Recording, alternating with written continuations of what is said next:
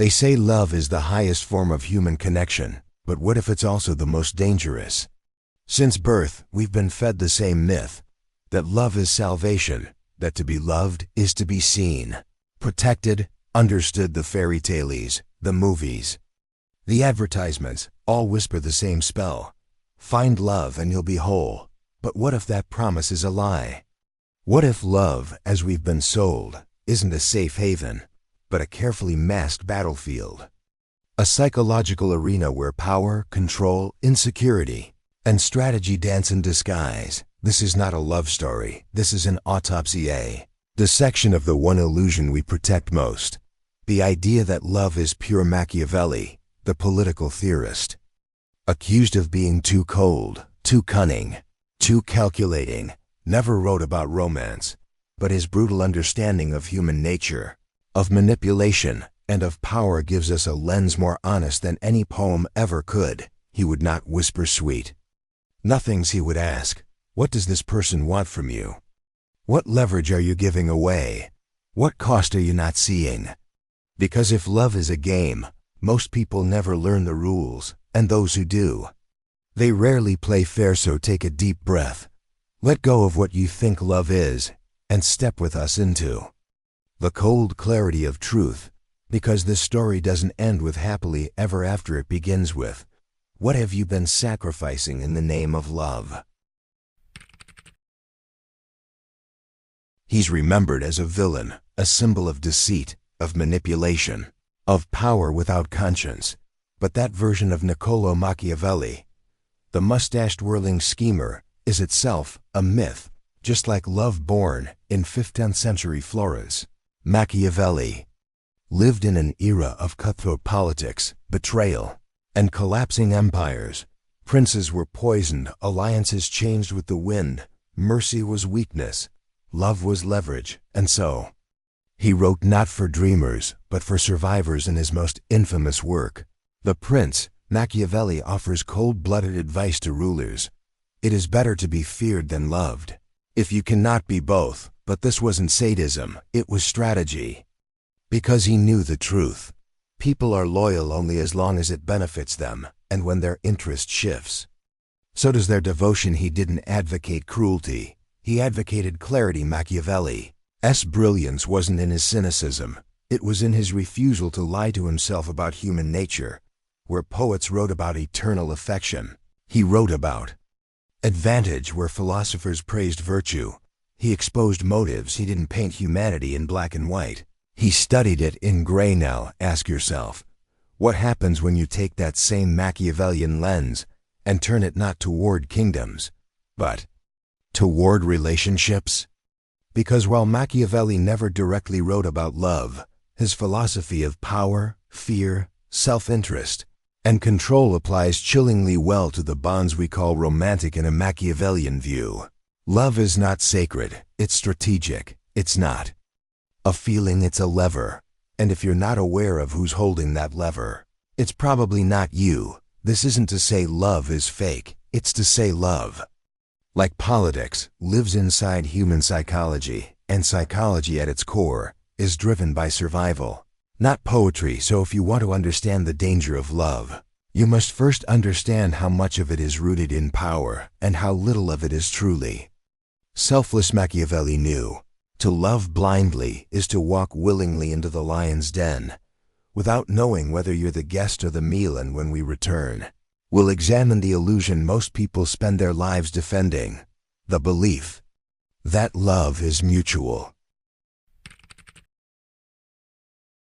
We're taught that real love is mutual, that it's two souls dancing in harmony, two hearts choosing each other day after day. But here's the uncomfortable truth. Most of what we call mutual love is actually an emotional exchange built on projection, fear, and unmet needs. When you say, I love them, what do you really mean?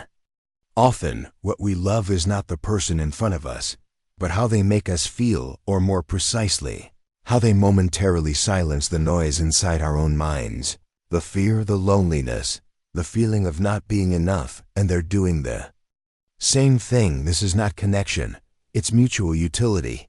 Each partner serves a role in the other's subconscious survival script in psychology.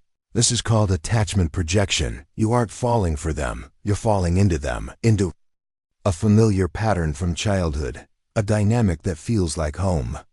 Even if it hurts, you give not because you're overflowing, but because you're hoping to finally be chosen. Machiavelli would see this not as romance, but as negotiation. Men judge generally more by the eye than by the hand everyone sees. What you appear to be, few experience what you really are. Think about that. In every "I miss you" is often a cry for reassurance. In every "forever" is an unspoken condition. As long as you meet my needs, and when those needs stop being met, loyalty dissolves, intimacy turns to silence.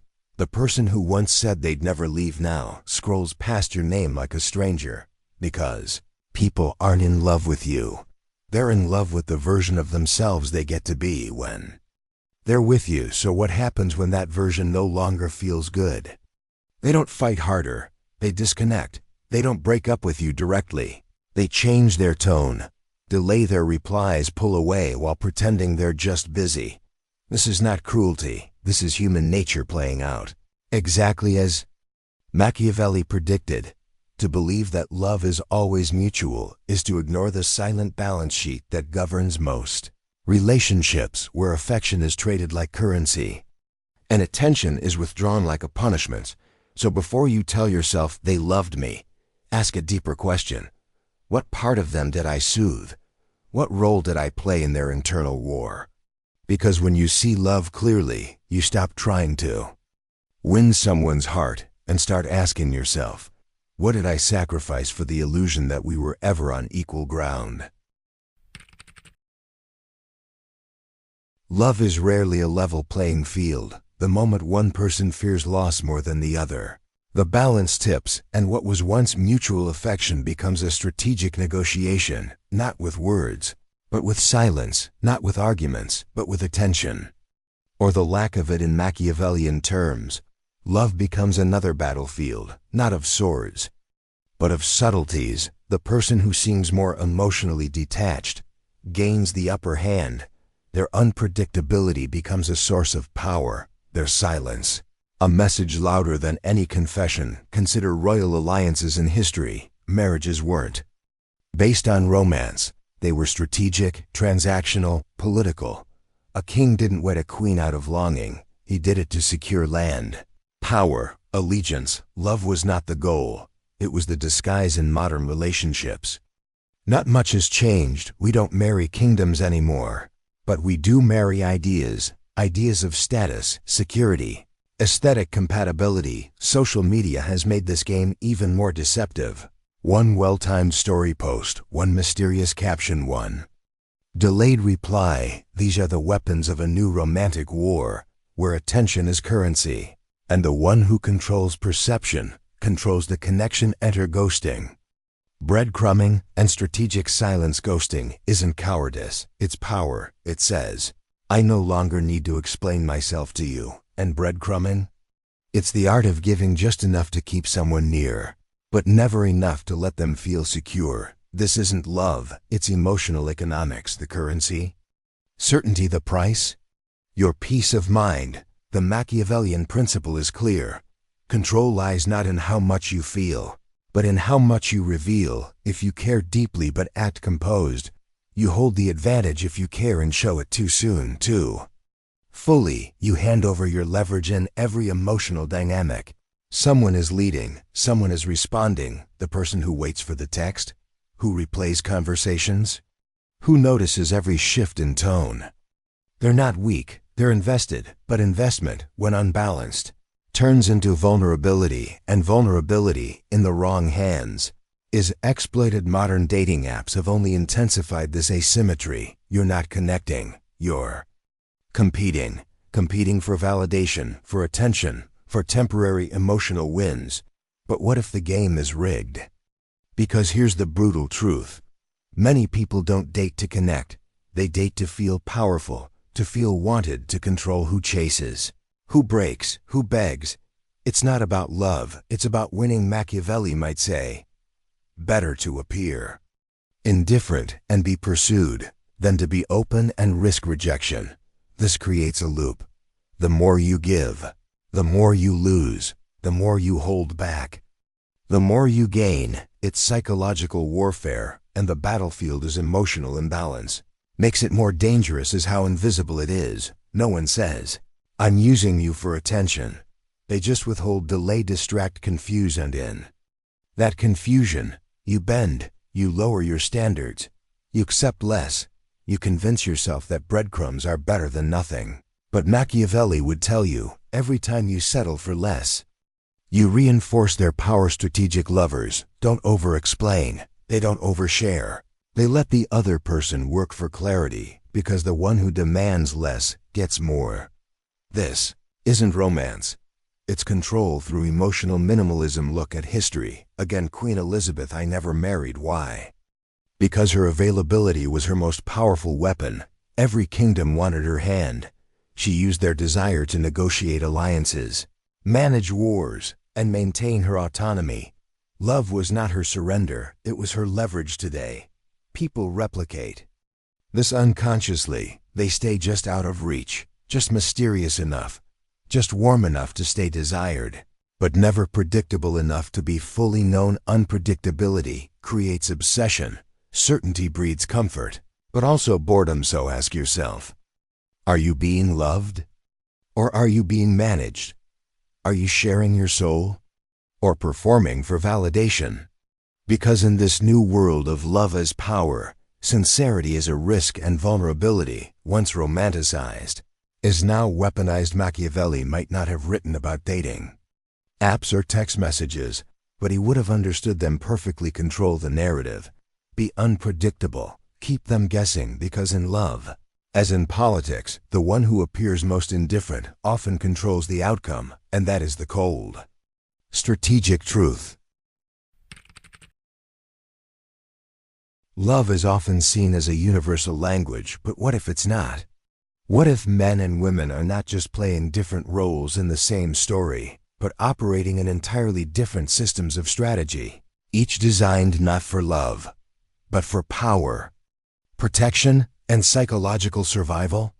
Evolutionary psychology suggests that our mating behaviors are far from random. David Buss, one of the foremost researchers in the field, argues that human courtship is less about romance and more about ancestral wiring. Thousands of years ago, men who sought novelty, who spread their genes widely, were more likely to reproduce. Women, meanwhile, evolved to be selective, to vet for safety, to test for consistencies.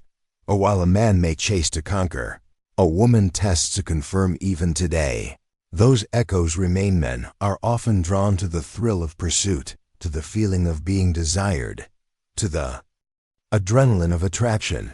But once desire is satisfied, many retreat, not always because they're callous, but because, evolutionarily, they were never built to stay without purpose. Women, by contrast, may seek a different kind of power, emotional safety, not control through domination, but through protection, by testing boundaries, by watching reactions, by measuring loyalty not through words, but through behavior under stress. This is not about gender stereotypes, it's about psychological currencies. Men may offer intensity. Women may seek consistency. Men escalate quickly. Texts, affection, attention. Women slow things down, vetting, analyzing, watching intensity versus depth, momentum versus meeting the objectives. Both are seeking dominance, just through different means. A man may try to conquer her heart. A woman may test to see if he deserves access. These strategies don't make love impossible, but they do make it strategic, and, when misunderstood, they create endless confusion. Why does he lose interest after getting close? Why does she pull back when things start getting real? Because each side interprets love through their own language of survival. Machiavelli understood this, not in terms of romance, but in terms of loyalty and power. The first method for estimating the intelligence of a ruler is to look at the men he has around him, applied to relationships. The first way to assess a partner is to observe how they manage emotional influence. Do they give easily, or do they test? Do they promise quickly?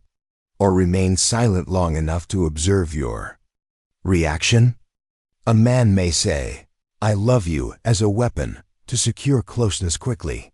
A woman may withhold the same words to see if you remain loyal in ambiguity. This is not deception, it's strategy. Both sides are managing their emotional risk. Both are leveraging perception, but this often leads to misalignment. He mistakes her caution for disinterest. She mistakes his intensity for commitment.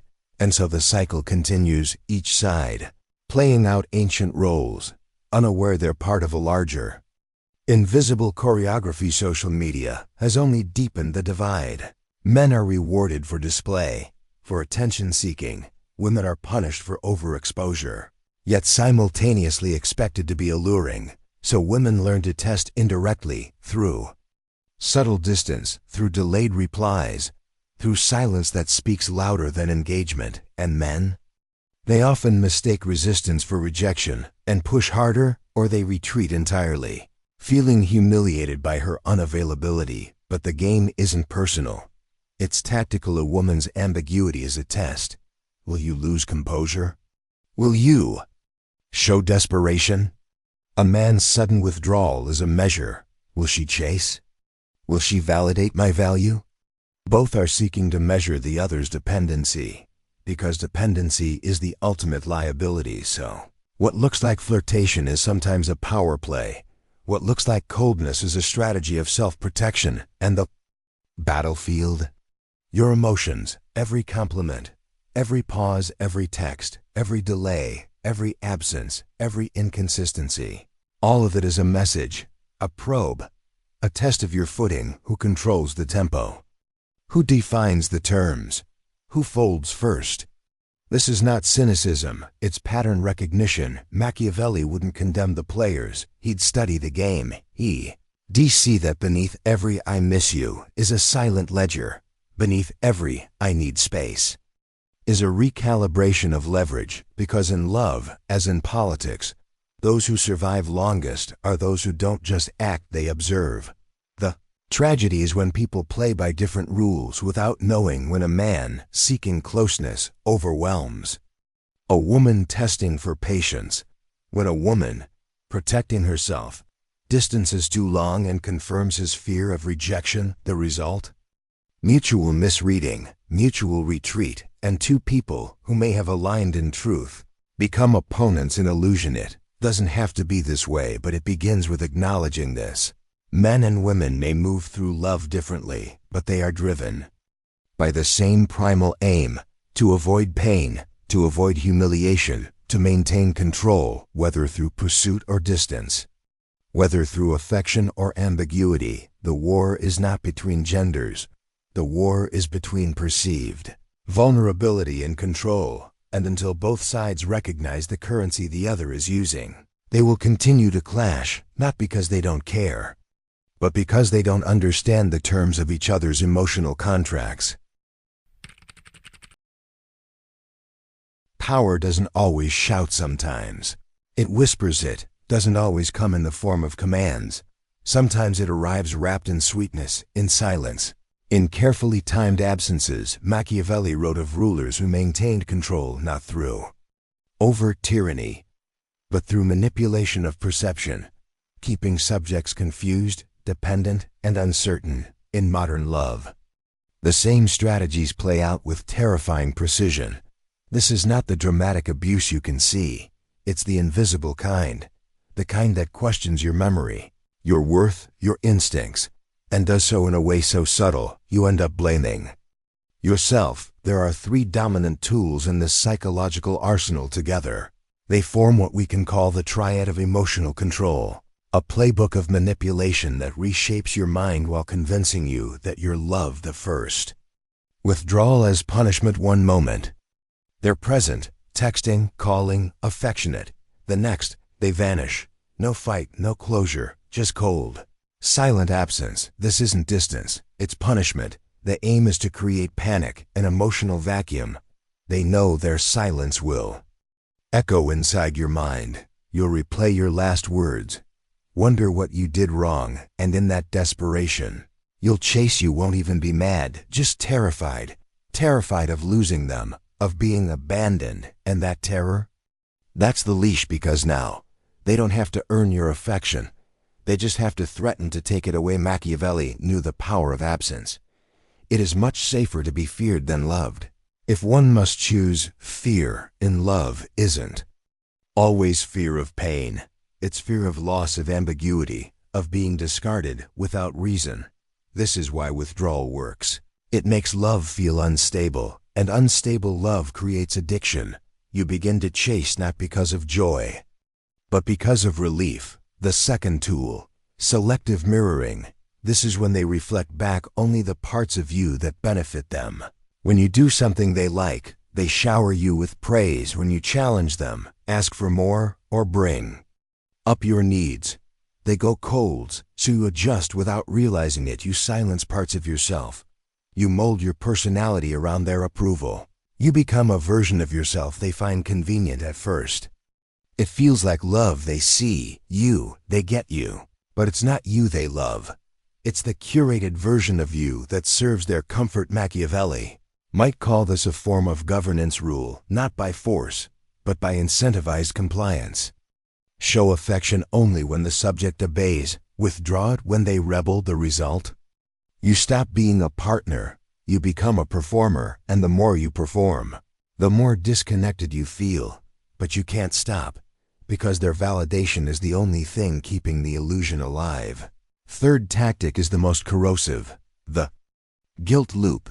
This is when your boundaries are framed as betrayal. You say no. They act wounded. You ask for space. They call you selfish. You express pain. They accuse you of being too sensitive. Suddenly, you're apologizing for protecting yourself. The guilt loop works because it reprograms your sense of right and wrong. You begin to doubt your instincts. You ask for less. You settle more. You begin to feel like love must always come at the cost of your peace. This is trauma bonding, a psychological trap where pain and pleasure intertwine. The more they hurt you, the more grateful you feel when they're kind again. Your standards erode, and you mistake emotional captivity for connection. All three tactics, withdrawal, mirroring, guilt, work because they are invisible. You can't point to a crime. You can't show a bruise, but your confidence is gone. Your boundaries are erased, and your identity is slowly rewritten. This is not just manipulation. It's warfare, and it works because we were conditioned to romanticize struggle, to believe that true love must hurt, that if it's painful, it must be real. But Machiavelli would remind us, pain is not proof. Men in general judge more from appearances than from reality. All men have eyes, but few have the gift of penetration. Modern love is often governed by appearance and control, hides behind charm. Strategic ambiguity, that hot and cold pattern, is not carelessness. It's a tactic, a way to keep you guessing. And when you're guessing, you're not resisting. The cruelest part, most manipulators don't even realize what they're doing. They're not villains. They're just afraid of being insignificant, afraid of being controlled, afraid of being hurt. So they control, they punish, they manipulate, and you, unknowingly, become a mirror of their insecurity. To escape this, you must first recognize the pattern. You must name the silence as punishment. Name the selective affection as conditioning. Name the guilt as manipulation, because only when you name it can you break the spell. Machiavelli didn't write about breakups. He wrote about power, about how people maintain control, not with strength, but with strategy. And in love, the most dangerous strategies are the ones that look like affection, because when the weapon is invisible, you never see it coming, and by the time you do, you're already bleeding. We like to think we choose love freely, but what if that choice is often an illusion? What if the relationships we fight to maintain are not rooted in affection, but in fear? Fear of being alone, fear of being forgotten, fear of sitting in silence and confronting who we are when there's no one left to distract us. This fear, quiet, constant, rarely acknowledged, shapes more romantic decisions than we care to admit. Why do we stay with people who confuse us? Why do we tolerate manipulation? Why do we settle for almost love, for attention that feels more like obligation than desire? Because the alternative feels worse. To walk away is to stand alone, to set boundaries is to risk abandonment, to demand more is to risk being seen as too much. So instead, we shrink, we trade truth for connection. We rationalize disrespect in the name of loyalty. We call it love, but it's really just fear dressed in devotion. The philosopher Arthur Schopenhauer once said, "Compassion is an illusion, beneath it lies the will to power." He believed even our most tender acts are deep down rooted in ego, in self-preservation, and nowhere is this clearer than in love. Because we don't just love others, we love how they make us feel. We love the distraction they provide from the ache inside us. The French philosopher Blaise Pascal said, "All of humanity's problems stem from man's inability to sit quietly in a room alone." This is why we cling not just to people, but to the idea of people. We fall for potential. We imagine who they could become. We chase their attention, even when it's inconsistent. Because anything feels better than emotional silence, we stay in rooms that don't feed us, because the hallway of uncertainty feels colder. This is not a flaw, it's a survival instinct. Human beings are wired for connection. Our nervous systems evolved in tribes, where isolation meant death today. We may live in cities, but our bodies still panic when we feel emotionally exiled. So we compromise, we shrink our truth, we rewrite our needs. We explain away their cruelty, not because we're weak, but because we're terrified of returning to that room where no one texts, no one asks, no one watches, no one chooses us. But here's the cost. The longer we stay in that kind of love, the more we disappear, and that vanishing is slow. It looks like laughing at things that hurt us, saying, "I'm fine," when we're not, lowering our standards to avoid rocking the boat. Nietzsche wrote, "He who has a why to live can bear almost any how." But when our why is fear-based, when we stay in relationships just to avoid pain, we end up enduring things that break us. We confuse comfort with connection, familiarity with intimacy, validation with love. We romanticize their inconsistency. We call it passion. We confuse trauma bonds for soulmates, and worst of all, we begin to believe that this is all we deserve, that maybe no one will love us without conditions, that maybe love always comes with confusion, that maybe losing ourselves is the price of being wanted.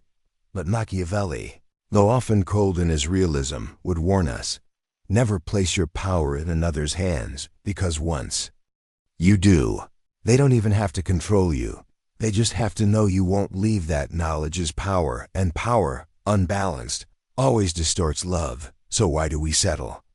Because facing our emptiness feels more unbearable than enduring their inconsistency. We stay in emotional poverty because it's familiar, because we've internalized the idea that being alone is failure. Solitude is not failure, it's the birthplace of clarity. To walk away from manipulation is not weakness, it's reclamation. To sit in the quiet, to face the discomfort of your own company, is not punishment. It's power, because only in silence do we hear the truth. And the truth is, you were not made to beg for crumbs of affection. You were not made to adjust your worth to fit someone's inability to see it. You were made to love, yes, but not at the cost of your identity. Love, when real, doesn't demand self-erasure. It doesn't ask you to abandon yourself. It meets you where you are, without requirement, without rehearsal. And you can't find that kind of love until you stop fearing the silence. Because when you finally face it, you stop settling for connection that costs your dignity. You stop calling fear devotion, and you start building something that doesn't shake every time you speak your truth. Something that sees you fully and stays, not out of fear but out of freedom. We like to think we choose love freely, but what if that choice is often an illusion? What if the relationships we fight to maintain are not rooted in affection, but in fear?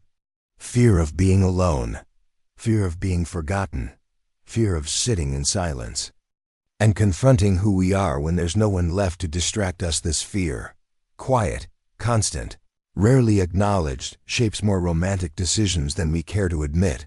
Why do we stay with people who confuse us? Why do we tolerate manipulation?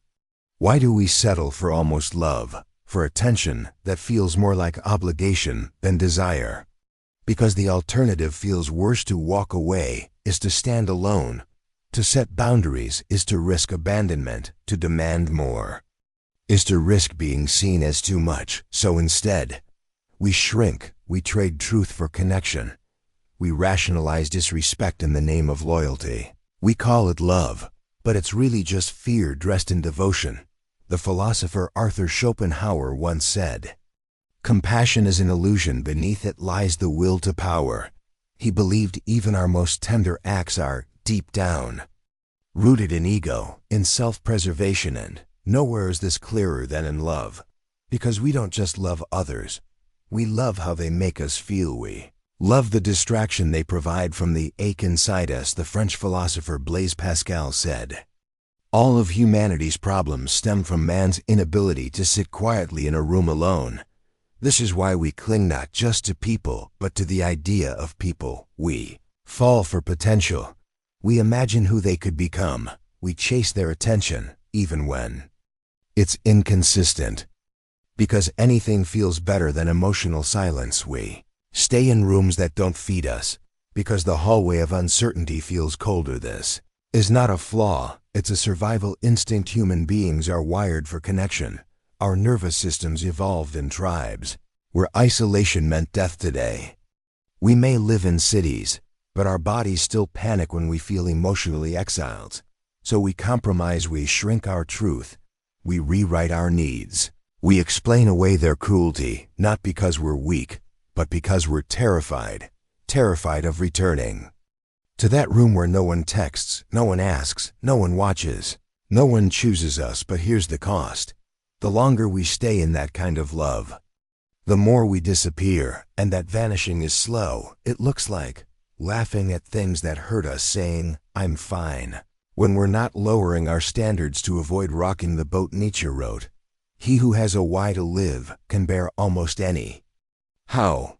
But when our why is fear-based, when we stay in relationships just to avoid pain, we end up enduring things that break us. We confuse comfort with connection, familiarity with intimacy, validation with love. We romanticize their inconsistency. We call it passion. We confuse trauma bonds for soulmates, and worst of all, we begin to believe that this is all we deserve, that maybe no one will love us without conditions, that maybe love always comes with confusion, that maybe losing ourselves is the price of being wanted. But Machiavelli, though often cold in his realism, would warn us, never place your power in another's hands, because once you do, they don't even have to control you. They just have to know you won't leave. That knowledge is power, and power, unbalanced, always distorts love. So why do we settle? Because facing our emptiness feels more unbearable than enduring their inconsistency. We stay in emotional poverty because it's familiar, because we've internalized the idea that being alone is failure. But solitude is not failure, it's the birthplace of clarity. To walk away from manipulation is not weakness, it's reclamation. To sit in the quiet, to face the discomfort of your own company, is not punishment, it's power. Because only in silence do we hear the truth, and the truth is, you were not made to beg for crumbs of affection. You were not made to adjust your worth to fit someone's inability to see it. You were made to love, yes, but not at the cost of your identity. Love, when real, doesn't demand self-erasure.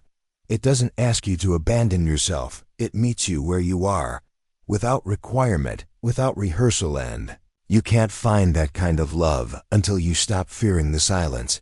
Because when you finally face it, you stop settling for connection that costs your dignity. You stop calling fear devotion, and you start building something that doesn't shake every time you speak your truth. Something that sees you fully and stays, not out of fear, but out of freedom.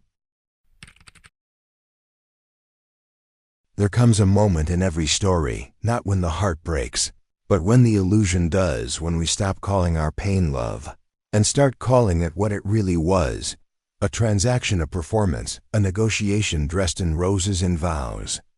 Truth is uncomfortable. Most of us were never truly in love. We were in need, in longing, in self-abandonment way. Clung to people, not because they were right for us, but because they distracted us from confronting ourselves. Machiavellian love, at first glance, feels brutal, cold, unforgiving, but that's only because it removes the mask.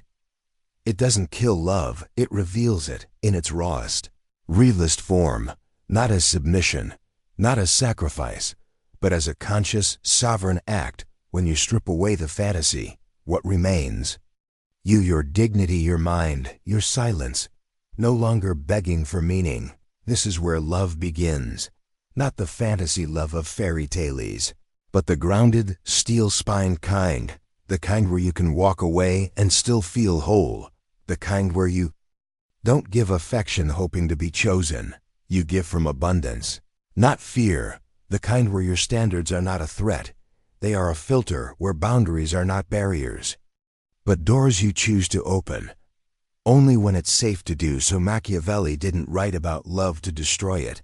He wrote to protect the lover, because too often we romanticize our own exploitation. We wear heartbreak like a badge of depth, as if suffering equals sincerity. But the truth is, the most profound kind of love isn't found in who you chase. It's found in who you refuse to become just to be. Loved self-respect is not the enemy of love, it's the foundation of it. You can't build intimacy on desperation. You can't build loyalty on fear. You can't build connection by abandoning yourself. Once you see this, you realize love doesn't have to mean surrender. It doesn't require vanishing into someone else's narrative reel. Love happens when two complete individuals choose, not need each other, when both remain intact, uncompromised. Seen this is what Machiavelli would call strategic. But strategy is not a game, it's clarity. It's refusing to bleed endlessly for someone who only shows up when you're already cuts. Stop asking, will they love me?